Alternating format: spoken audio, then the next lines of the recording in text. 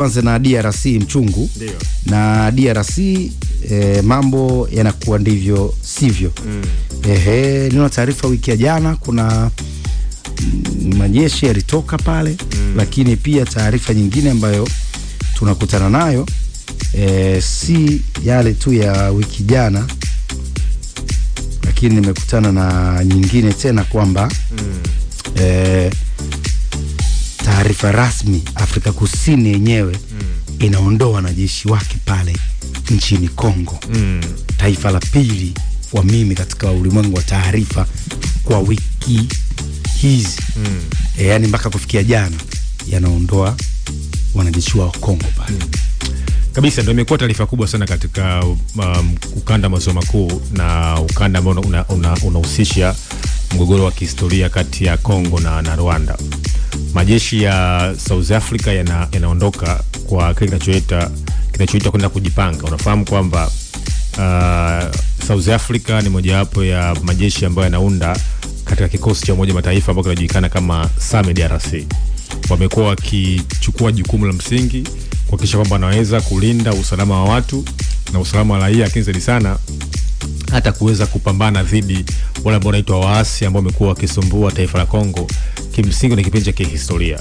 Kwa hiyo jana imetoka taarifa kwamba wataondoka na inatajwa kwamba takriban wanajeshi 600 wataweza kuondoka nchini Kongo.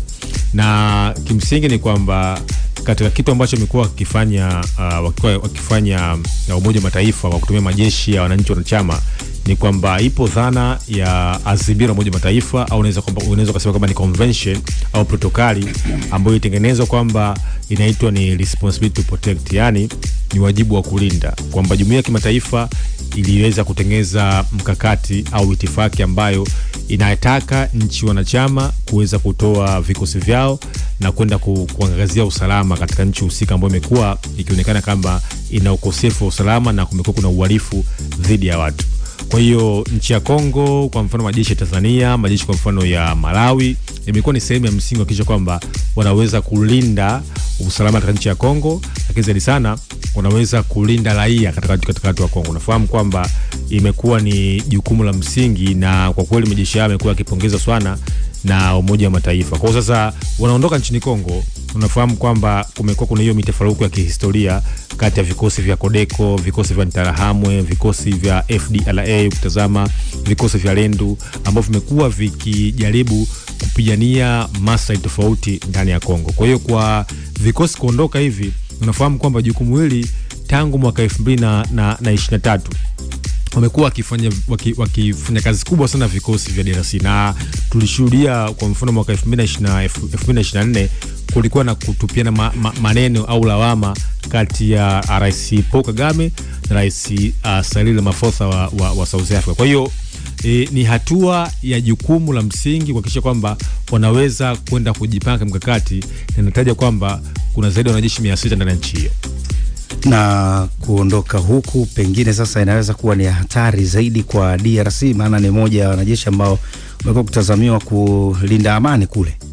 Yes, utazama katika eneo la Kongo, ni kweli kabisa kwamba usalama umekuwa ni sio jambo la uhakika, na kuna baadhi ya maeneo yamekuwa yakitishia sana usalama wa nchi hiyo. Kwa mfano maeneo ya Kongo Mashariki, kutazama maeneo kwa mfano ya Goma, Bukavu, yote yamekuwa yakitishia usalama wa Kongo. Kwa hiyo kuondoka kwao kwa kweli kunaendelea kutoa sintofahamu. Na unafahamu kwamba jeshi la Kongo ni jeshi ambalo halijajengwa kuweza kupambana kweli na kuweza kulinda nchi. Na moja changamoto kubwa ambayo napitia Kongo, namna gani jeshi lao halijajengwa katika kulinda mipaka ya nchi. Na hiyo imekuwa na sababu kubwa zaidi ya kuweza kutafuta usaidizi wa kuweza kusaidiwa kuweza kulinda raia wa nchi hiyo. Na jumuiya nyingi za Afrika Mashariki, kwa mfano jumuiya za SADC hata AU, wamekuwa wakitoa mapendekezo kwamba lazima jeshi la Kongo liweze kujengwa kuhakikisha kwamba linaweza kuwa jeshi zaidi la kitaifa, kwa sababu unafahamu